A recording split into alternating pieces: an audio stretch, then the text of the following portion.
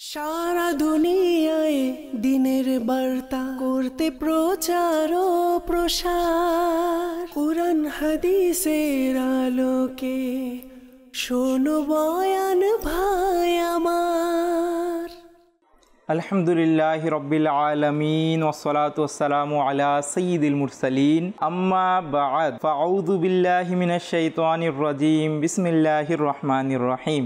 আসসালাতু ওয়াসসালামু আলাইকা ইয়া রাসূলুল্লাহ, আসসালাতু ওয়াসসালামু আলাইকা ইয়া হাবিবাল্লাহ, আসসালাতু ওয়াসসালামু আলাইকা ইয়া নাবিয়াল্লাহ ওয়া আলা আলিকা ওয়া সাহাবিকা ইয়া নূরাল্লাহ। মাদানী চ্যানেলের দর্শক শ্রোতা, দুরূদ শরীফের অসংখ্য অগণিত ফজিলত বিভিন্ন কিতাবে বর্ণিত রয়েছে, বিভিন্ন হাদিস গ্রন্থে বর্ণিত রয়েছে। তাই তো দাওয়াতে ইসলামীর প্রতিটি অনুষ্ঠানে, প্রতিটি ইজতিমায়ে জিক্রনাত মাহফিলে দুরূদ শরীফের ফজিলত বলা হয় এবং মানুষদেরকে বেশি বেশি করে দুরূদ শরীফ পড়ার ব্যাপারে উৎসাহিত করা হয়। একটি দুরূদ শরীফের ফজিলত, ক্বালা রাসূলুল্লাহি সাল্লাল্লাহু তাআলা আলাইহি ওয়া আলিহি ওয়াসাল্লাম, আউলান নাসি বি ইয়াউমাল কিয়ামতি আকসারুহুম আলাইয়া সালাতান। কাল কিয়ামতের দিন আমার সবচেয়ে নিকটবর্তী ব্যক্তি সেই হবে যে দুনিয়াতে আমার উপর অধিক হারে দুরূদ শরীফ পাঠ করবে। মাদানী চ্যানেলের দর্শক শ্রোতা, কি সুন্দর ফজিলত নবী করিম সাল্লাল্লাহু তাআলা আলাইহি ওয়া আলিহি ওয়াসাল্লাম আমাদেরকে ইরশাদ করলেন যে কাল কিয়ামতের দিন, কিয়ামতের বিভীষিকাময় দিনের ব্যাপারে, সেই করুণ পরিস্থিতির ব্যাপারে কেই বা জানে না, কেই বা শুনেনি। সবাই তো শুনেছে, আমরা সাধারণত সবাই জানি। আর সেই সময় যদি নবী করিম রউফুর রহিম সাল্লাল্লাহু তাআলা আলাইহি ওয়া আলিহি ওয়াসাল্লামের নৈকট্য লাভ হয়, তাহলে কত সৌভাগ্যময় সময় হবে সেটি, আর কত শান্তিপূর্ণ বিষয় হবে এটি যে নবী করিম সাল্লাল্লাহু তাআলা আলাইহি ওয়া আলিহি ওয়াসাল্লাম, যিনি রহমাতুল্লিল আলামিন, সেই করুণ পরিস্থিতির সময় আমাদের তার সঙ্গ লাভ হয়েছে। তো মাদানী চ্যানেলের দর্শক শ্রোতা, এই সঙ্গ যদি আমরা লাভ করতে চাই তাহলে আমাদেরকে অধিক হারে দুরূদ শরীফ পাঠ করতে হবে। আর বিশেষ করে রমজান মাসে তো বেশি বেশি দুরূদ শরীফ পাঠ করা দরকার, যেহেতু আমাদেরকে অনর্থক কথা থেকেও বিরত থাকতে হবে। আর অনর্থক কথা থেকে বিরত থাকার একটি মাধ্যম হচ্ছে দুরূদ শরীফ পাঠ করা। আমরা দুরূদ শরীফ পাঠ করার মাধ্যমে যখন নিজেকে ব্যস্ত রাখবো, দুরূদ শরীফ পড়তে নিজেকে লিপ্ত রাখবো, তখন কি হবে? তখন আমরা অনর্থক কথাবার্তা থেকে বেঁচে যাব। আল্লাহ তাআলা আমাদেরকে বেশি বেশি দুরূদ শরীফ পাঠ করার তৌফিক দান করুক। সাল্লু আল হাবিব সাল্লাল্লাহু তাআলা আলা মুহাম্মদ সাল্লাল্লাহু তাআলা আলাইহি ওয়া আলিহি ওয়াসাল্লাম। মাদানী চ্যানেলের দর্শক শ্রোতা, আজ খুবই একটি গুরুত্বপূর্ণ বিষয়। আমি যদি বলি যে দুনিয়ার সবগুলো বিষয় একদিকে আর এই বিষয়টি আরেক দিকে রাখা হয়, তাহলে এটি তারপরও অনেক গুরুত্বপূর্ণ। এই বিষয় নিয়ে আলোচনা করা হবে, যেহেতু এমন একটি গুরুত্বপূর্ণ বিষয় নিয়ে আলোচনা করা হবে, সুতরাং আমাদের দরকার আমরা যেন কিছু ভালো ভালো নিয়ত করে নিই। কেননা হাদিস শরীফে এসছে, ইন্নামাল আমালু বিন্নিয়াত, নিশ্চয়ই আমল নিয়তের উপর নির্ভরশীল। যেমন আমরা যতক্ষণ পর্যন্ত বয়ান হবে ইনশাআল্লাহ মনোযোগ সহকারে শ্রবণ করব। যদি সম্ভব হয় নোটবুক নিয়ে নেই, কিছু গুরুত্বপূর্ণ পয়েন্ট যেগুলো বলা হবে ইনশাআল্লাহ সেগুলো লিখে নিব এবং এটার উপর নিজেও আমল করব এবং অন্যের নিকটও পৌঁছে দেওয়ার চেষ্টা করব। মাদানী চ্যানেলের দর্শক শ্রোতা, একটি ঘটনা দিয়ে আমি সেই বিষয়ের দিকে এগিয়ে যাব। ঘটনাটি হচ্ছে আসহাবে কাহাফের। আমরা সবাই সূরা কাহাফের কথা শুনেছি, যে কুরআনে পাকের মধ্যে একটি সূরা রয়েছে, যেই সূরার নাম হচ্ছে সূরাতুল কাহাফ। আর সেই সূরাটির মধ্যে যেই ব্যক্তিবর্গের কথা বলা হয়েছে, সেই ব্যক্তিবর্গ হচ্ছেন আসহাবে কাহাফ। তো আমরা ইনশাআল্লাহ আসহাবে কাহাফ যারা ছিলেন ইনশাআল্লাহ ওনাদের ব্যাপারে জানব, ওনাদের বিভিন্ন বিষয় সম্পর্কে ইনশাআল্লাহ আমরা জানব।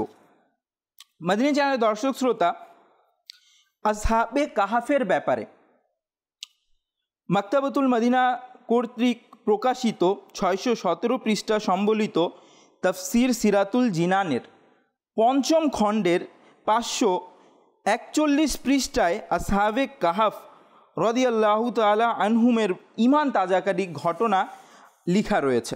সেটার মধ্যে লেখা রয়েছে যে আসহাবে কাহাফ কারা ছিলেন।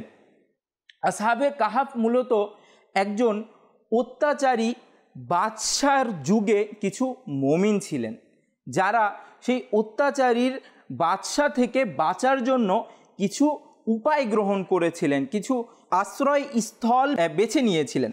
মানে যারা দর্শক শ্রোতা, আসহাবে কাহাফের যেই তাদের সময় যেই বাদশা ছিল, সেই বাদশা লোকদেরকে জোরপূর্বক ইমান থেকে পথভ্রষ্ট করত, বিপদগামী করত। আল্লাহ তাআলা ছাড়া অন্যান্য বিভিন্ন কিছুর ইবাদতের মধ্যে মানুষদেরকে উদ্বুদ্ধ করত এবং জোরপূর্বক তাদের উপর এটা চাপিয়ে দিত অন্য কিছুর উপাসনা। কিন্তু যারা আসহাবে কাহাফ ছিলেন, তারা নিজের ইমানের প্রতি অনেক সচেতন ছিলেন। তো তারা সিদ্ধান্ত নিলেন যে আমরা এই বাদশাহর অত্যাচার থেকে বাঁচার জন্য এবং আমরা নিজেদের ইমানকে বাঁচানোর জন্য একটা আশ্রয়স্থল গ্রহণ করব, যাতে করে আমরা আমাদের ইমান থেকে আমাদের সরতে না হয় বা বাদশা যেগুলো অপকর্ম করার ব্যাপারে বলছে সেগুলো করতে না হয়। তো সুতরাং তারা কি করলো, ঠিক সেভাবেই একটি গুহায় গিয়ে তারা আশ্রয় নিল, আর সেই গুহায় তারা ঘুমিয়ে পড়ল। পরবর্তীতে যখন সেই বাদশা জানতে পারল যে তারা গুহায় আশ্রয় নিয়েছে এবং সেই গুহায় ঘুমিয়ে পড়েছে বা তারা সেই গুহায় আছে, তখন সেই বাদশা কি করলো, একজনকে আদেশ দিল যে যেন সে গিয়ে সেই গুহার সামনে একটা দেয়াল নির্মাণ করে দেয়, আর সেটাই যেন তাদের জন্য কারাগার হয়ে যায়, আর তারা যেন সেটা থেকে বের না হতে পারে, আর শ্বাসরুদ্ধ হয়ে তারা মারা যায়। এটাই তাদের বাদশা শাস্তি হিসেবে তাদেরকে এমনটা করতে চেয়েছিল। তো বাদশা কাউকে আদেশ দিয়ে সেই দেয়ালটা নির্মাণ করানোর জন্য বলেছিল।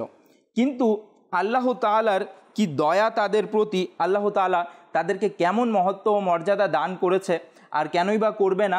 তারা তো একমাত্র আল্লাহ তাআলার, যিনি আমাদের এক মাবুদ, তার উপর ঈমান রাখার জন্য, সেই ঈমানটাকে বাঁচানোর জন্যই তো তারা সেইখানে গিয়ে আশ্রয় নিয়েছিল। তো আল্লাহ তাআলা তাদের উপর ঘুম দিয়ে দিলেন, তাদেরকে এমন ঘুম দিলেন যে তারা 300 বছর পর্যন্ত সেখানে ঘুমিয়েছিল। আর আল্লাহ তাআলা তাদের উপর কি দয়া করেছেন, তাদের উপর কি মর্যাদা তাদেরকে আল্লাহ তাআলা দিয়েছেন, যে এই 300 বছর পর্যন্ত তারা জীবিত ঘুমন্ত অবস্থায় ছিল, আর তাদের শরীরের মধ্যেও কোনো রকম ক্ষত বিক্ষত, যেমন এক জায়গায় মানুষ থাকলে যদি সে ঘুমিয়ে থাকে তাহলে পোকা মাকড় ইত্যাদি, বিশেষ করে সেটা যদি গুহা ইত্যাদি বা পাহাড় বা জঙ্গল জাতীয় কিছু হয়, উপত্যকা, তাহলে সেখানে বিভিন্ন পোকা মাকড় আসার আশঙ্কা থাকে। কিন্তু আল্লাহ তাআলা তাদেরকে এমন মহান মর্যাদা দান করেছেন যে তাদের কোনো রকম কোনো ক্ষতি হওয়া ছাড়া তারা 300 বছর সেখানে জীবিত অবস্থায়, ঘুমন্ত অবস্থায় ছিলেন। মাদানী চ্যানেলের দর্শক শ্রোতা, এই যে ঘটনা, এই যে আসহাবে কাহাফ, যাদের ব্যাপারে কুরআনে পাকের মধ্যে একটি সূরাতেও আল্লাহ তাআলা ইরশাদ করেছেন, কানজুল ঈমান থেকে অনুবাদ, আপনি কি অবগত হয়েছেন যে পাহাড়ের গুহা এবং অরণ্যের পাশে অবস্থানকারীরা আমার এক বিস্ময়কর নিদর্শন ছিল। যখন ওই যুবকরা গুহায় আশ্রয় নিল, অতঃপর বলল, হে আমাদের রব, আমাদেরকে তোমার নিকট থেকে অনুগ্রহ দান করো এবং আমাদের কাজকর্মে আমাদের জন্য সঠিক পথ প্রাপ্তির ব্যবস্থা করো। মাদানী চ্যানেলের দর্শক শ্রোতা, তাফসিরে সিরাতুল জিনানে লেখা রয়েছে যে এখান থেকে আসহাবে কাহাফ রাদিয়াল্লাহু তাআলা আনহুম এর ঘটনা শুরু হয় এবং একে আল্লাহ তাআলা তার অদ্ভুত নিদর্শন সমূহের মধ্যে একটি নিদর্শন ঘোষণা করে দিয়েছেন। কেননা এই ঘটনায় অনেক উপদেশ রয়েছে, অনেক হিকমত রয়েছে। এই আয়াতে বিদ্যমান শব্দ রকিম এর বিস্তারিত বর্ণনা করতে গিয়ে হযরত সাইয়েদুনা আব্দুল্লাহ ইবনে আব্বাস রাদিয়াল্লাহু তাআলা আনহু বলেন, রকিম সেই উপত্যকার নাম যেখানে আসহাবে কাহাফ রাদিয়াল্লাহু তাআলা আনহুম আজমাইন রয়েছেন। মদিনী চ্যানেলের দর্শক শ্রোতা, তো আমরা জানতে পারলাম যে আসহাবে কাহাফ রাদিয়াল্লাহু তাআলা আনহুম তাদের মহত্ব ও মর্যাদা সম্পর্কে। এই ঘটনা থেকে একজন মুফাসসির রহমাতুল্লাহি তাআলা আলাই খুব সুন্দর দুটি মদিনী ফুল বের করেন এবং বলেন যে দেখুন না, যে আসহাবে কাহাফের এটি একটি কারামত ছিল। তারা আল্লাহর ওয়ালি ছিলেন, আল্লাহ তাআলার জন্যই, ঈমান রক্ষার জন্যই তো তারা এই পন্থাটা অবলম্বন করেছিলেন। তো আল্লাহ তাআলা তাদেরকে মর্যাদা দান করেছিল, কারামত দান করেছিল। আর এটাই তো কারামত যেটা অভ্যাসগতভাবে আমরা দেখি না, কিন্তু ঘটে যায় আল্লাহ তাআলার রহমতের কারণে, আল্লাহ তাআলার কোনো ওয়ালি থেকে। এটাই তো কারামত। তো এই আসহাবে কাহাফ রাদিয়াল্লাহু তাআলা আনহুম আজমাইন দিয়ে এই কারামত আমরা প্রকাশ পেল, আমরা শুনলাম, যার ব্যাপারে কুরআন শরীফেও এসেছে। আল্লাহ তাআলা কুরআনে পাকের মধ্যে ইরশাদ করেছেন, যদি আসহাবে কাহাফ যারা শুধুমাত্র আল্লাহ তাআলার ওয়ালি ছিল, তাদের যদি এমন শান মর্যাদা হয়, তাহলে যারা নবীগণ রয়েছেন তারাও তো নিজেদের রওজা মুবারকের মধ্যে, নিজেদের মাজার মুবারকের মধ্যে জীবিত রয়েছেন, তাদের কেমন শান হবে। আসলেই আল্লাহ তাআলা নিজের প্রিয় প্রিয় বান্দাদেরকে এমন অনেক কারামত দান করেছেন। আরেকটি কথা খুব সুন্দর, যে যদি আসহাবে কাহাফ যারা অন্য নবীর উম্মত ছিল, তাদের যদি এমন শান হয়, তাহলে যারা রহমাতুল্লিল আলামিন নবী আকরাম সাল্লাল্লাহু তাআলা আলাইহি ওয়া আলিহি ওয়াসাল্লামের উম্মত এবং আল্লাহ তাআলার মহান ওয়ালিয়ে কামিল, তাদের কেমন শান হবে। অবশ্যই যারা ইসলামের জন্য ত্যাগ করেছে, যারা ইবাদতের জন্য আল্লাহ তাআলার প্রতি ইমানে অটল থাকার জন্য অনেকগুলো ত্যাগ তারা গ্রহণ করে নিয়েছে, তো অবশ্যই আল্লাহ তাআলা তাদেরকে অনেক মর্যাদা দান করেছেন। আমরাও প্রায় বিভিন্ন আউলিয়ায়ে কেরামদের ঘটনা শুনে থাকি, যার দ্বারা আমাদেরও ঈমান তাজা হয়ে যায়। আর একটি এটার মধ্যে যে পয়েন্ট রয়েছে এই ঘটনার মধ্যে, সেই পয়েন্টটি হচ্ছে যে তারা যে এই একটি আশ্রয় স্থল গ্রহণ করলো এবং বাদশার সেই যে অত্যাচার থেকে বের হয়ে আসলো, তারা বাদশার অত্যাচারের পরও তারা কিন্তু অন্য কিছু গ্রহণ করেনি। আল্লাহ ছাড়া কারো উপাসনা তারা কোনোভাবেই প্রকাশ্যভাবেও তারা করেনি। অন্তর থেকে তো সেটা ত্যাগ করেই দিয়েছে, কিন্তু প্রকাশ্যভাবেও তারা করেনি, বরং নিজেদের ঈমান বাঁচানোর জন্য সব কিছুর দিকে কি কষ্ট হবে, তাদের পরে পরিস্থিতি কি হবে, বাদশা তাদের সাথে কি করবে, এত কিছু চিন্তা না করে তারা সেই স্থান ত্যাগ করলো। তারা নিজেদের সব কিছু ত্যাগ করে, দুনিয়া ত্যাগ করে তারা নিজের ঈমান রক্ষার্থে একটি নিরাপদ জায়গা বাছাই করে নিল এবং সেখানে থাকা শুরু করে দিল। আর আল্লাহ তাআলাও কেমন তাদেরকে মর্যাদা দান করলেন, খুবই প্রশংসনীয়। মাদিনী চ্যানেলের দর্শক শ্রোতা, তো এখান থেকে উঠে আসে আসলেই ঈমান রক্ষার গুরুত্ব কত, ঈমান রক্ষার প্রতি আমাদেরকে কত সচেতন হতে হবে। মাদিনী চ্যানেলের দর্শক শ্রোতা, আসলেই তো যেমন একটি উদাহরণ দেয়া হয়ে থাকে, যেমন আমরা যদি যেমন ঈদ আসবে সামনে, আমরা ঈদের মধ্যে নতুন জুতা কিনবো, শু কিনবো নতুন, তো ক্রয় করার পর আমরা মসজিদে যাব বা মাঠে যেখানে ঈদগাহ রয়েছে সেখানে নামাজ পড়তে যাব। জুতা যত দামি থাকবে আমার চিন্তা তত থাকবে। যদি আমি নর্মাল কোনো লোকাল ফুটপাথ থেকে যদি 250 টাকা দামের যে জুতাগুলো পাওয়া যায় নর্মালি কিনে নেওয়া হয়, যদি এটা ক্রয় করে থাকি আমি নিজের জন্য, তাহলে কিন্তু আমার যদি অবস্থা মোটামুটি ঠিক থাকে তাহলে আমার তেমন টেনশন হবে না। এর জায়গায় যদি আমি কোনো ব্র্যান্ডের শু কিনতে গিয়ে 1200 বা 1000 বা 1800 বা 2000 টাকা বা অনেকে আরও অনেক দামি দামি জুতা ক্রয় করে থাকে শু, তো আমি যদি সেটা ক্রয় করি তাহলে দেখা যাবে আমি চিন্তিত থাকবো যে হ্যাঁ এইখানে রাখবো না, এইখানে রাখি, আমার সাইডে রাখি, আমার পাশে রাখি, আমার সামনে রাখি, আমার পিছনে রাখি, এরকম একটা সেটাকে বাঁচানোর জন্য যেন কোথাও হারিয়ে না যায় বা কেউ নিয়ে চলে না যায়, তো আমি সেটাকে সেভ করার চেষ্টা করব।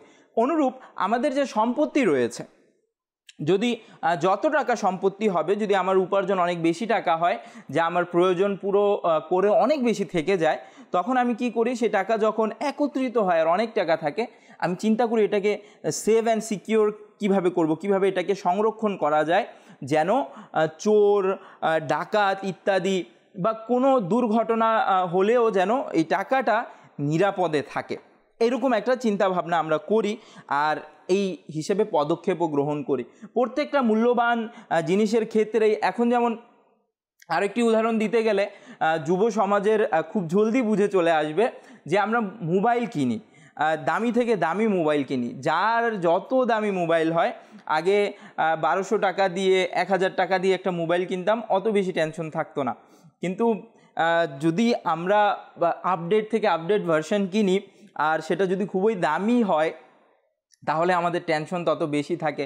বারবার কোথাও গেলে, কোনো জনসমাগমে গেলে বারবার পকেটে হাত দিই, বাসে ওঠার সময় পকেটে হাত দিই, পকেট থেকে চলে গেল নাকি, বা একটু সেভ করে রাখার চেষ্টা করি। তো মাদানী চ্যানেলের দর্শক শ্রোতা, এগুলো তো দুনিয়ার সম্পত্তি, আর এমন এক সম্পত্তি যা শুধু দুনিয়ার নয়, দো জাহানের, আখিরাত, যা আমাদের দীর্ঘ স্থায়ী জীবন সেটির সঙ্গী, সেটার মূল্যবান সম্পদ, তা হচ্ছে আমাদের ঈমান।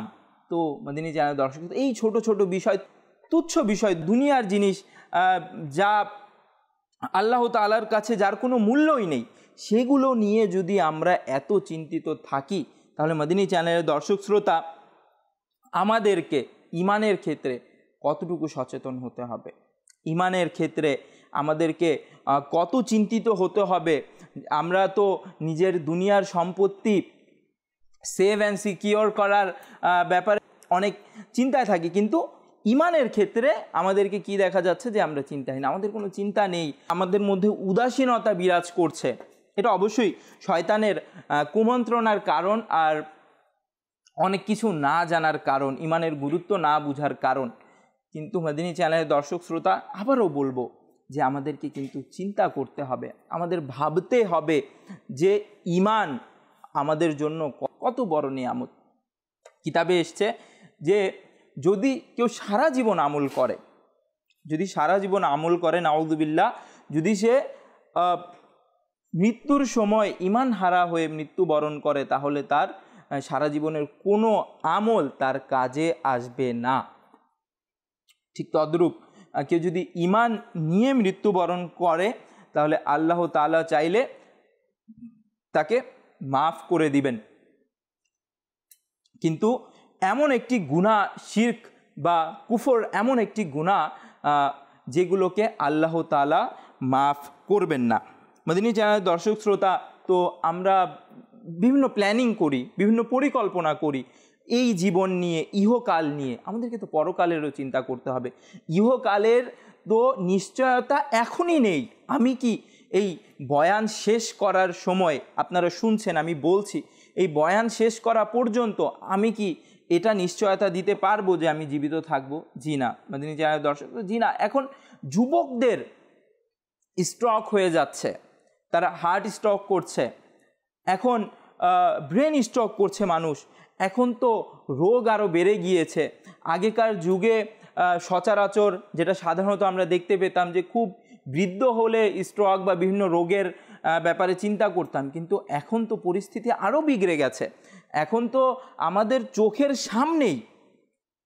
তো মাদানী চ্যানেলের দর্শক শ্রোতা, একটি ঘটনা বলবো যা আমি শুনেছি।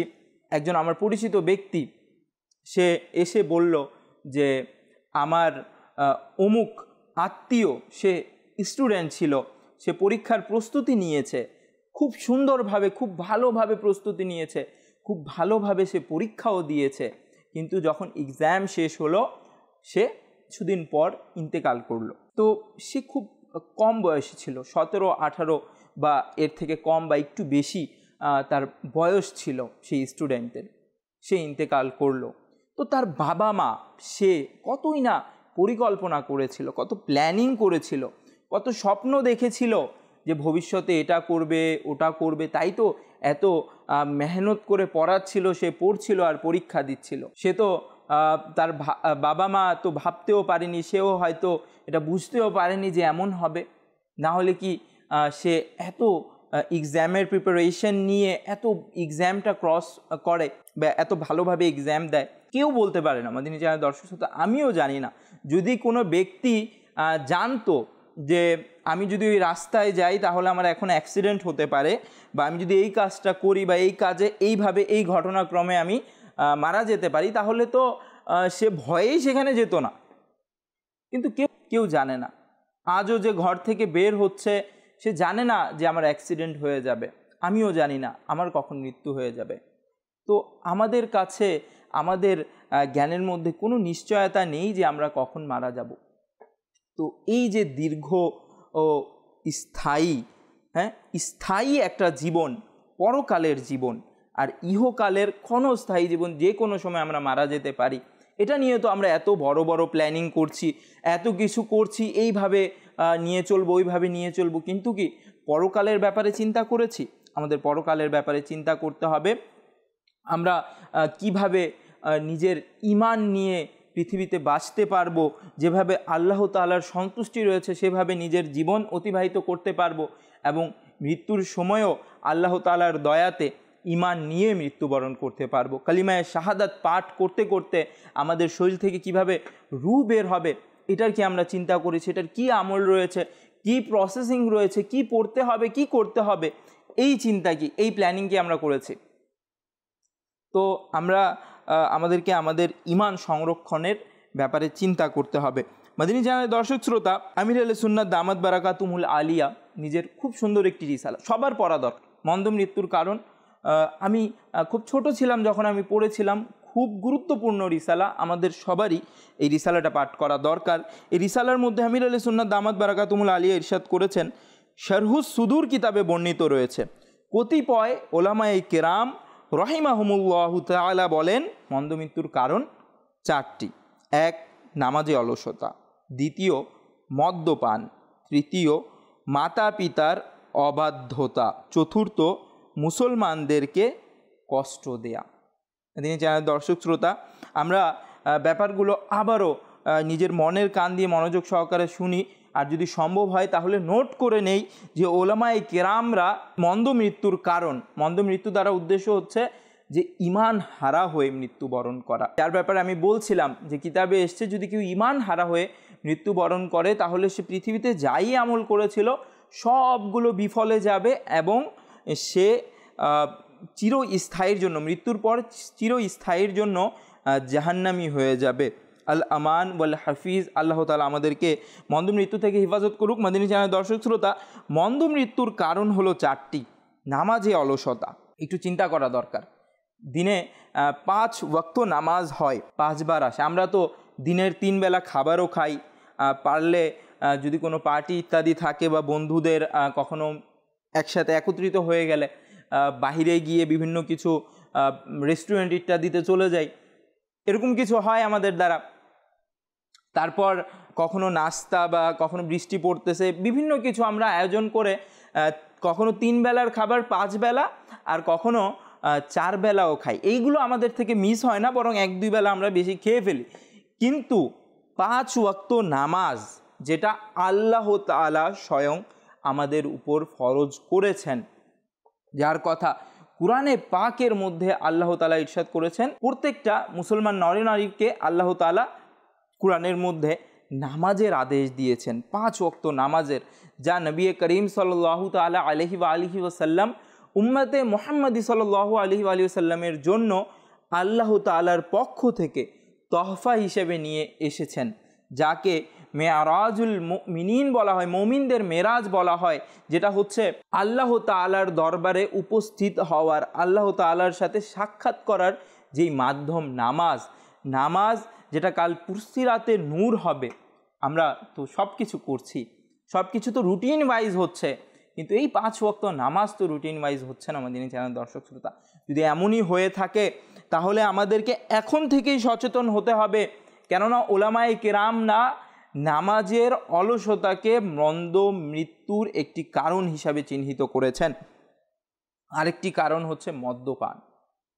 মাদিনী চ্যানেল দর্শক শ্রোতা, এই রোগ, এই নেশা, এই আসক্তি, খুবই আসক্তি, এটা দুনিয়াতেও মানুষকে যন্ত্রণা দেয়, তার পরিবারকে যন্ত্রণা দেয়, পরিবারকে, সমাজকে নিঃশেষ করে দেয়, তার পরিবারের ছেলে মেয়ে সন্তান যারাই আছে তাদেরকেও কষ্টে ফেলে, সাথে সাথে কাল কিয়ামতের দিন নিজেকেও কষ্টে পড়তে হয়। মাদিনী চ্যানেল দর্শক শ্রোতা, এই যে মদ্যপান বা মানুষ বিভিন্নভাবে আমাদের যুব সমাজ মারাত্মক নেশায় আসক্ত হয়ে যাচ্ছে, এইগুলো থেকে আমাদেরকে বেঁচে আসতে হবে। একটু দেখা যায় ধন সম্পত্তি বেশি হয়ে গেলে বা বন্ধুদের বিভিন্ন আড্ডায় চলে গেলে, বিভিন্ন অসৎ সঙ্গের কারণে দেখা যায় কি যে আমাদের বিভিন্ন রকম নেশা, অর্থাৎ আমরা নেশায় আসক্ত হয়ে যাচ্ছি। মাদিনী চ্যানেল দর্শক শ্রোতা, তো আমাদেরকে সচেতন থাকতে হবে, এমন বন্ধু থেকেও বেঁচে থাকতে হবে যারা বিভিন্ন রকম নেশায় মগ্ন। আমি যুবক হই, ব্যবসায়ী হই, ফ্যামিলির অভিভাবক হই কিংবা না হই, আমি তরুণ হই না কেন, আমাকে এই জাতীয় বন্ধুদেরকে অ্যাভয়েড করতে হবে যাদের মধ্যে বিভিন্ন রকম খারাপ অভ্যাস, বিশেষভাবে নেশা জাতীয় অভ্যাস থাকে। কারণ আজ হয়তো আমি কমনলি তার সাথে দেখা করছি, অর্থাৎ নর্মালি কোনো আমি তো অ্যাডিক্টেড না বা আমি তো আসক্ত না, দেখা করছি, তার সাথে বসছি, কথা বলছি, কেউ বুঝালে বলতেছি, সে করতেছে, আমি না করলেই হলো। কিন্তু একদিন হয়তো বা মনে হচ্ছে না, একদিন সে বলল, দেখ না এটা করে কেমন লাগে, হয়তো সেদিন তাকে মানা করে দিলাম, দ্বিতীয় দিন নিজেই মন খারাপ লাগলো বা কোনো কারণবশত আমি তার সাথে গিয়ে বসলাম বা নিজের দুঃখ শেয়ার করছি, সেই সময় সে আবার আমাকে অফার করছে, সেই বন্ধুকে যে তার কাছে গিয়েছে, তার সেই খারাপ বন্ধু। তো একবার, দুইবার, তিনবার, কিন্তু অসৎ সঙ্গের প্রভাব, তো এটা তো বাস্তব, অসৎ সঙ্গের প্রভাব মানুষের উপর পড়ে। সুতরাং মাদিনী চ্যানেল দর্শক শ্রোতা, প্রথমত তো যদি আমাদের এমন কোনো কিছু থাকে তাহলে তো অবশ্যই আমাদেরকে বেঁচে থাকতে হবে। এর চেয়েও বেশি গুরুত্বপূর্ণ হচ্ছে যে এমন সঙ্গ থেকেই বেঁচে থাকা দরকার। তো আমাদেরকে স্মরণ রাখতে হবে যে মদ্যপানকেও মন্দ মৃত্যুর, ঈমান হারা হয়ে মৃত্যুবরণ করার একটি কারণ হিসেবে চিহ্নিত করেছেন। তৃতীয় নম্বর হচ্ছে মাতা পিতার অবাধ্যতা। মাদিনী চ্যানেল দর্শক শ্রোতা, যত আধুনিকতার নামে বিভিন্ন বিধর্মীয় সংস্কৃতি আমাদের মধ্যে বিরাজ করছে, বিভিন্ন অশ্লীলতা মিডিয়ার মাধ্যমে আমাদের মধ্যে চলে আসছে, ততই আমরা এই দিকে একটু ভ্রুক্ষেপই করছি না, অসচেতন হয়ে গিয়েছি, উদাসীনতায় পড়ে আছি। এই ব্যাপারে আমরা এই একটা আলোর পথ কিন্তু মাতা পিতার মান্য করা, আমরা অবাধ্যতায় গিয়ে অন্ধকারে পড়ে যাচ্ছি। আর এটা বাস্তবতা যে আমরা ফ্রিডম অফ লাইফ, জীবনের স্বাধীনতা খুঁজি, আর জীবনের স্বাধীনতা খুঁজতে গিয়ে আমরা আমাদের মাতা পিতার অবাধ্যতা করে ফেলি। আমার মা, যিনি আমাকে জন্ম দিয়েছেন, কত মাস আমাকে গর্ভে ধারণ করেছেন, আমার জন্য অনেক গরম সহ্য করেছেন, এই বলে গরম কিছু খাননি যে আমার পেটে থাকা সন্তানের হয়তো ঠান্ডা লেগে যাবে, ঠান্ডা কিছু খাননি যে এই বলে যে আমার পেটে থাকা সন্তানের হয়তো ঠান্ডা লেগে যাবে। প্রচণ্ড গরমে ফ্যান ছাড়তে পারেননি এই জন্য যে হয়তো আমার পাশে শুয়ে থাকা শিশু, যে আমার সন্তান, আমার পুত্র বা কন্যা, তার হয়তো বা ঠান্ডা লেগে যাবে, তার শরীর খারাপ হতে পারে। বিভিন্ন কিছু, নিজের অনেক আশা আকাঙ্ক্ষা রুচি সব কিছু ত্যাগ করে দিয়েছেন যেই সন্তানের জন্য, তার জন্য কিন্তু মা কখনোই খারাপ চাইতে পারেন না। সেই বাবা যে আমার জন্য, আমার পরিবারের জন্য দিন রাত কষ্ট করছে, মাথার ঘাম পায়ে ফেলছে, বিভিন্ন লাঞ্ছনার সম্মুখীন হচ্ছে, কখনো মালিকের বকা, কখনো কাস্টমার কিংবা প্যাসেঞ্জার এর বকা গালি সহ্য করছে একমাত্র আমার জন্য। বা যেই পেশায় থাকুক না কেন, সব পেশাই নিজের জায়গায় অনেক কষ্ট রয়েছে। তো এই যে কষ্ট সহ্য করছে, এই যে বিভিন্ন কিছুর সম্মুখীন হচ্ছে আমার বাবা, সে তো আমাকে কখনো কোনো ভালো জিনিস থেকে বারণ করতে পারে না। অবশ্যই আমি যেটা করছি বা আমি যে আমার বন্ধুদের সাথে আড্ডা দিচ্ছি বা বিভিন্ন কিছু করছি, সেগুলোর মধ্যে অনিষ্টতা রয়েছে, যা আমার বয়স কম হওয়ার কারণে বা আমি তরুণ হওয়ার কারণে হয়তো বা বুঝে আসছে না। কিন্তু মাদিনী চ্যানেল দর্শক শ্রোতা, যখন একটি সময় আমারও আসবে, যখন আমারও বয়স হবে, তখন কিন্তু বুঝতে পারবো। কিন্তু তখন বুঝে কী লাভ? তখন তো বাবা থাকবে কি না এটার নিশ্চয়তা নেই, মা থাকবে কি না এটার নিশ্চয়তা নেই। যদি কোনো রকম অবাধ্যতায় কেউ যদি লিপ্ত থাকে, তাহলে মাদিনী চ্যানেলের মাধ্যমে নেকির দাওয়াত পেশ করব যে এখনই মাতা পিতার কাছে ক্ষমা চেয়ে নেন। পবিত্র রমজান মাস, এখনই মাতা পিতার কাছে ক্ষমা চেয়ে নেন এবং এটা থেকে তওবা করুন। কেননা মাতা পিতার অবাধ্যতাও মন্দ মৃত্যুর কারণ।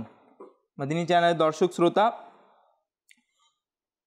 আর মন্দ মৃত্যুর ব্যাপারে তো আমরা শুনলামই যে মন্দ মৃত্যু যদি কারো হয়, তাহলে কাল কিয়ামতের দিন, অর্থাৎ যেটা আমাদের স্থায়ী জীবন আছে, সেটার জন্য সব সময় সে যন্ত্রণায় থাকবে, সে জাহান্নামী হয়ে যাবে যদি কারো মন্দ মৃত্যু হয়। সুতরাং মাদিনী চ্যানেলের দর্শক শ্রোতা, আমাদেরকে মন্দ মৃত্যু থেকে বেঁচে থাকতে হবে। মন্দ মৃত্যুর আরেকটি কারণ যা ওলামায়ে কেরামরা চিহ্নিত করেছেন, তা কিন্তু বিভিন্ন ধারা জেনে বুঝে, না জেনে, অজ্ঞাত অবস্থায় আমাদের দ্বারা সংগঠিত হয়ে যায়। আর সেটি হচ্ছে মুসলমানদেরকে কষ্ট দেয়। মুসলমানদেরকে কষ্ট দেওয়ার বিভিন্ন মাধ্যম রয়েছে।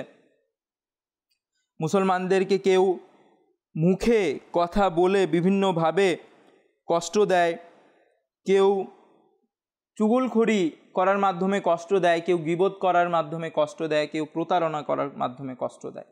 আর সচরাচর তো কথাবার্তায় কষ্ট দেয়া, এটা তো এখন এই অন্ধকার যুগে এটা স্বাভাবিক হয়ে দাঁড়িয়েছে যে কেউ কারো হাইট শর্ট, তো তাকে খাটো বা বিভিন্ন রকম বাজে শব্দতে তাকে সম্বোধন করা হচ্ছে। কেউ কালো, তাকে বিভিন্নভাবে বাজে শব্দ দ্বারা তাকে সম্বোধন করা হচ্ছে। যার বিভিন্ন রকম বিভিন্ন সমস্যা রয়েছে, যে মানসিক রোগে আক্রান্ত, তাকে বিভিন্নভাবে আমরা কষ্ট দিয়ে দিই। তিনি যারা দর্শক শ্রোতা, এই মুসলমানদের মনে কষ্ট দেয়া থেকে কিন্তু বাঁচতে হবে। কেননা নবী করিম রউফুর রহিম সাল্লাল্লাহু তাআলা আলাইহি ওয়া আলিহি ওয়াসাল্লাম হাদিস শরীফে ইরশাদ করেছেন যে প্রকৃত মুসলমান সেই ব্যক্তি যার জিহ্বা থেকে এবং যার হাত থেকে অপর মুসলমান নিরাপদ থাকে। তো আমরা চিন্তা করি, আজ যে আমি দিনটা কাটিয়েছি, সেই দিনের মধ্যে এমন হয়নি তো আমি কাউকে এমন বাক্য বলে দিয়েছি যার দ্বারা সে কষ্ট পেয়েছে। আরেকটি ব্যাপার হচ্ছে কি, একটু চিন্তা করি যে কাউকে নিয়েই বা কষ্ট পাওয়া বা না পাওয়া নিয়ে, রাগ করা কিংবা না করা নিয়ে আমরা এইভাবে চিন্তা করি যে এই কথাতে তো আমি কষ্ট পাইনি বা আমার কাছে কিছু মনে হয়নি। এইভাবে চিন্তা করলে হবে না, বরং যাকে আপনি বলছেন সে এই বাক্যটা দিয়ে কি ফিল করে, কি অনুভব করে, এটাই তার কষ্ট পাওয়ার কেন্দ্রবিন্দু। অর্থাৎ যদি সেই বাক্যটাকে খারাপভাবে নেয়, তাহলে তো সেই বাক্যটা তাকে বলা মানে তাই কষ্ট দেয়া। তো এই জন্য মাদিনী চ্যানেল দর্শক শ্রোতা, আমাদেরকে মানুষকে কষ্ট দেয়া থেকে বেঁচে থাকতে হবে। যদি আমরা চিন্তা করি যে আজকের দিনটা যে আমি কাটালাম, কাউকে এমন তো হয়নি কাউকে এমন শব্দ বলে দিয়েছি এই রমজান মাসে, এই রোজার দিনে এমন শব্দ কাউকে বলে দিয়েছি যে যার দ্বারা সে কষ্ট পেয়েছে। তো যদি এমন হয়ে থাকে তাহলে এখনই ক্ষমা চাইতে হবে।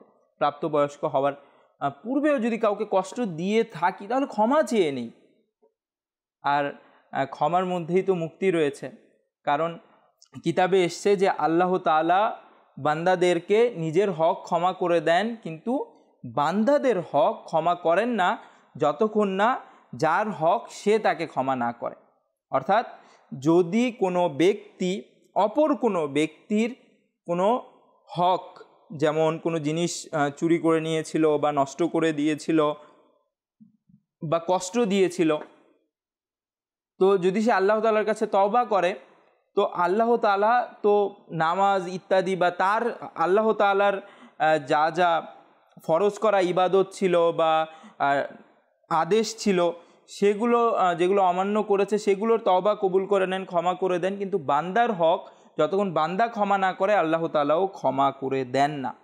তো প্রথমত তো সচেতন হতে হবে যে কেউ যেন আমার থেকে কষ্ট না পায়, কারো যেন হক আমার দ্বারা বিনষ্ট না হয়। আর এর পূর্বেও সাথে সাথে আমাদেরকে গিয়ে সবার থেকে যার হক বিনষ্ট হয়েছে আমার দ্বারা বা যে আমার কথা দ্বারা কষ্ট পেয়েছে, সাথে সাথে ক্ষমা চেয়ে নিতে হবে। মাদিনী চ্যানেল দর্শক শ্রোতা, এই 4টি কারণ বলা হয়েছে যা মন্দ মৃত্যুর কারণ। মাদিনী চ্যানেল দর্শক শ্রোতা, মিনহাজুল আবেদিনে বর্ণিত রয়েছে হযরত সাইয়েদুনা ফুযাইল বিন আয়াজ রহমতুল্লাহি তাআলা আলাই নিজের এক ছাত্রের মৃত্যুর সময় উপস্থিত হলেন আর তার নিকট বসে সূরা ইয়াসিন পড়তে লাগলেন। তখন ওই ছাত্রটি বলল, সূরা ইয়াসিন পড়া বন্ধ করুন, নাউযুবিল্লাহ। এরপর তিনি তাকে কালিমা শরীফের তালকিন শিক্ষা দিলেন। সে বলল, আমি কখনো এ কালিমা পড়ব না, আমি এটার প্রতি অসন্তুষ্ট, নাউযুবিল্লাহ।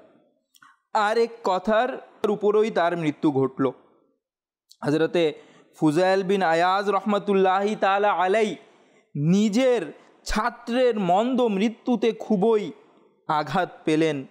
40 দিন পর্যন্ত নিজ ঘরে বসে কাঁদতে রইলেন। 40 দিন পর তিনি স্বপ্নে দেখলেন যে ফেরেশতাগণ ওই ছাত্রটিকে জাহান্নামে হেঁচড়িয়ে নিয়ে যাচ্ছে। তিনি তাকে জিজ্ঞাসা করলেন, কি কারণে আল্লাহ তোমার মারফত ছিনিয়ে নিয়েছেন? আমার ছাত্রদের মধ্যে তোমার স্থান তো অনেক ঊর্ধ্বে ছিল। সে জবাব দিল, 3টি অপরাধের কারণে। এই যে তার মন্দ মৃত্যু হওয়ার কারণ ফুযাইল রহমতুল্লাহি তাআলা আলাই তাকে জিজ্ঞেস করলেন, তো সে 3টি কারণ ব্যক্ত করল। এক হচ্ছে চগলখুরি, আমি আমার বন্ধুদের একটা বলতাম আর আপনাকে আরেকটা বলতাম। দ্বিতীয় হচ্ছে হিংসা, আমি আমার বন্ধুদের হিংসা করতাম। তৃতীয় হচ্ছে মদ্যপান, একটি রোগ থেকে আরোগ্য লাভের জন্য ডাক্তারের পরামর্শে প্রতি বছর 1 গ্লাস মদ পান করতাম, নাউযুবিল্লাহ। মাদিনী চ্যানেল দর্শক শ্রোতা, আপনারা শুনলেন তো, এমন বড় ওয়ালিয়ে কামিলের ছাত্র, তার মন্দ মৃত্যু হওয়ার কারণ হচ্ছে এই যে সে চুগলখুরি করত, সে হিংসা করত, সে মদ পান করত। মাদিনী চ্যানেল দর্শক শ্রোতা, আমরা পূর্বেও শুনেছি যে মদ পান করা, মুসলমানদেরকে কষ্ট দেয়া, এগুলোকে ওলামায়ে কেরামগণ মন্দ মৃত্যুর কারণ হিসেবে চিহ্নিত করেছেন। সুতরাং এখনই আমাদেরকে ভাবতে হবে যে এমন তো হচ্ছে না যে আমার সহপাঠী, সহকর্মী, আমার ক্লাসমেট যে রয়েছে বা যার সাথে আমি কাজ করি, তার প্রতি তো আমি হিংসা করছি না। আমার শিক্ষক কিংবা বসের কাছে গিয়ে তার ব্যাপারে তো চুগলখড়ি করছি না। চিন্তা করা দরকার। আত্মীয়দের মাঝে বিভিন্নভাবে চুগলখড়ি হয়ে থাকে, একজন অপরজনের মধ্যে বিদ্বেষ তৈরি করার জন্য চুগলখড়ি করে থাকে। তো এই চুগলখড়ির একটি কারণও সে ব্যক্ত করেছে, যে কারণে তার এই পরিণতি হয়েছে, তার শেষ পরিণতি মন্দ হয়েছে। মাদিনী চ্যানেল দর্শক শ্রোতা, সুতরাং এই গুনাহ থেকে আমাদেরকে তওবা করতে হবে এবং সত্য অন্তরে নিয়ত করতে হবে যে ইনশাআল্লাহ এমন কিছু ইনশাআল্লাহ জীবনে করব না। মাদিনী চ্যানেল দর্শক শ্রোতা, হাদিস শরীফে বর্ণিত রয়েছে চগলখোর জান্নাতে যাবে না।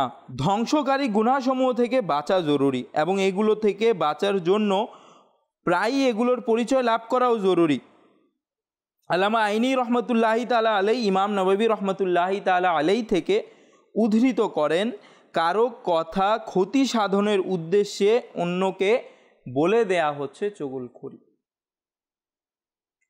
এই সমাজে এরকম হতে দেখা যায় যে একজন ব্যক্তি আরেকজন ব্যক্তিকে ফাঁসানোর জন্য একজন ব্যক্তি আরেকজন ব্যক্তিকে তার বসের কাছে, শিক্ষকের কাছে বা বাড়ির বড় যিনি আছে তার কাছে লজ্জিত, লাঞ্ছিত, অপমানিত কিংবা দোষী বানানোর জন্য সে চুগলখড়ি করে দেয়। আর যদি সে মিথ্যা বলে থাকে তাহলে এটা অপবাদ হলো। এমন হয় মাদিনী চ্যানেলের দর্শক শ্রোতা, যদি আমরা কাউকে এমন করতে দেখি যথাসম্ভব আমাদেরকে তাকে নেকির দাওয়াত দিতে হবে। যদি আমাদের মধ্যে এমন কোনো দোষ ত্রুটি থেকে থাকে তাহলে আজই তওবা করতে হবে এবং যার সাথে কোনো সময় এমন করেছিলাম তার থেকেও ক্ষমা চেয়ে নিতে হবে। মাদিনী চ্যানেলের দর্শক শ্রোতা,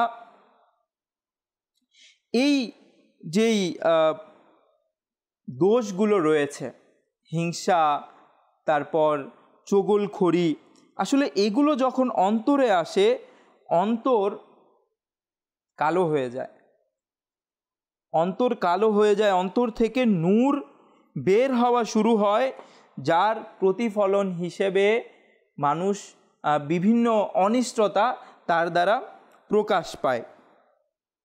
খলিফায়ে আলা হজরত শেখুল ফজিলত সৈয়দুনা ও মাওলানা ও মুর্শিদুনা জিয়াউদ্দিন আহমদ কাদরি রজবি মদনী প্রকাশ কুতুবে মদিনা রহমতুল্লাহি তাআলা আলাই তুর্কিদের শাসন আমল থেকেই মদিনা শরীফে বসতি স্থাপন করেন। প্রায় ৭৭ বছর সেখানে অবস্থান করেন আর এখন জান্নাতুল বাকিতে তার মাজার রয়েছে। তার কাছে কেউ আরজ করলেন, ইয়া সৈয়দি, পূর্বের সম্ভবত তুর্কিদের সময়ের মদিনাবাসীকে আপনি রহমতুল্লাহি তাআলা আলাই কেরূপ পেয়েছেন? মাদিনী চ্যানেল দর্শক শ্রোতা, এই ঘটনাটার আগে বাড়ার পূর্বে আমি কিছু বিষয় বলতে চাই যে এখন সচরাচর দেখা যায় এক ব্যবসায়ী আরেক ব্যবসায়ী, ফল ব্যবসায়ীর সাথে, কাপড় ব্যবসায়ীর সাথে পাশাপাশি দোকান থাকলে, একই মার্কেটে দোকান থাকলে চিন্তা করে ওই কাস্টমারটা যেন তার কাছে না যাক, আমার কাছে চলে আসুক, আমার বেশি থেকে বেশি বেচা হোক, তার একেবারেই না হোক। এগুলোই তো হিংসা, যে একজনের অনিষ্টতা চাওয়া। হিংসার সংজ্ঞা কি এসছে? হিংসার সংজ্ঞা এসেছে আল হাসাদু আন তাতামান্না জাওয়ালা নি'মাতিল মাহসুদি ইলাইকা, অর্থাৎ হিংসা হলো তুমি ইচ্ছা করো যে হিংসাকৃতের নেয়ামত তার কাছ থেকে বিনষ্ট হয়ে তোমার অর্জিত হবে, এই আশা আকাঙ্ক্ষা করা, এটাই তো হিংসা। তো এমন কি আমাদের মাঝে হচ্ছে না? আমাদের মধ্যে কি এমন চিন্তা চেতনা কাজ করে? যদি কাজ করে থাকে তাহলে আল্লাহ তাআলার দরবারে তওবা করা উচিত এবং এটা থেকে পরিত্রাণ পাওয়া দরকার। তো মাদিনী চ্যানেলের দর্শক শ্রোতা, আমার ঘটনাতে আসি। ঘটনার মধ্যে জিয়াউদ্দিন কুতুবে মদিনা রহমতুল্লাহি তাআলা আলাই কি ইরশাদ করেন যে পূর্বের মদিনাবাসীরা কেমন ছিল। তিনি বললেন, একজন সম্পদশালী হাজী সাহেব গরিবদের মাঝে কাপড় বিতরণের উদ্দেশ্যে ক্রয় করার জন্য একজন কাপড় বিক্রেতার দোকানে গেলেন আর কাঙ্ক্ষিত কাপড় বেশি পরিমাণে চাইলেন। অর্থাৎ যদি কেউ বিতরণের জন্য, ত্রাণের জন্য আসে, ক্রয় করতে আসে, স্বাভাবিক সে একসাথে অনেকগুলো কাপড় ক্রয় করে। তো সেই হাজী সাহেবও কাপড় ক্রয় করতে আসলেন সেই দোকানদারের কাছে। দোকানদার বলল, আমি আপনার চাহিদা পূরণ করতে পারবো, অর্থাৎ আমার কাছে এই কাপড়গুলো রয়েছে বা এতগুলো কাপড় রয়েছে, যা আপনি চাচ্ছেন আমি আপনাকে দিতে পারবো, কিন্তু আবেদন হচ্ছে আপনি পাশের দোকান থেকে তা খরিদ করুন, কারণ আলহামদুলিল্লাহ আজ্জা ওয়া জাল্লা আজকে আমার ভালো বিক্রি হয়েছে, ওই বেচারা অর্থাৎ আমার প্রতিবেশী দোকানদারের বিক্রি কিছুটা কম হয়েছে। হযরত সৈয়দি কুতবে মদিনা রহমতুল্লাহি তাআলা আলাইহি বললেন, পূর্বের মদিনাবাসী এরূপ ছিলেন। মাদিনী চ্যানেলের দর্শক শ্রোতা, কেমন তারা মুবাল্লিগ ছিলেন, কেমন তারা একে অপরের খেয়াল রাখতেন, কেমন তারা মুমিন ছিলেন। প্রিয় ইসলামী ভাইরা, আজ তো দেখা যায় যে সব ক্রেতা আমার কাছেই আসুক, আমি যেন বিক্রি করি, আমার আশেপাশে প্রতিবেশী কেউ যেন বিক্রি করতে না পারে, এমন চিন্তা চেতনা নিয়ে আমি বসি। দেখা যায় একজনের কাস্টমার আরেকজন ডাকার জন্য একে অন্যের সাথে তর্ক বিতর্কেও লিপ্ত হয়ে যায়। কিন্তু আগে পূর্বেকার বুজুর্গানে দিনরা, ব্যবসায়ীরা কেমন ছিলেন যে তার কাছে অনেকগুলো জিনিস ক্রয় করতে আসলো, কিন্তু সে বললো যে আমার পার্শ্ববর্তী দোকানদারের আজ বেচা কিনা তেমন হয়নি, তার কাছে যান। মাদিনী চ্যানেলের দর্শক শ্রোতা, আমাদেরকেও আল্লাহ তাআলা তাদের সদকায় কবুল করুক এবং আমাদেরও অভ্যাসে এমন কিছু নিয়ে আসুক যে আমরা একে অপরের খেয়ালকারী হয়ে যাই।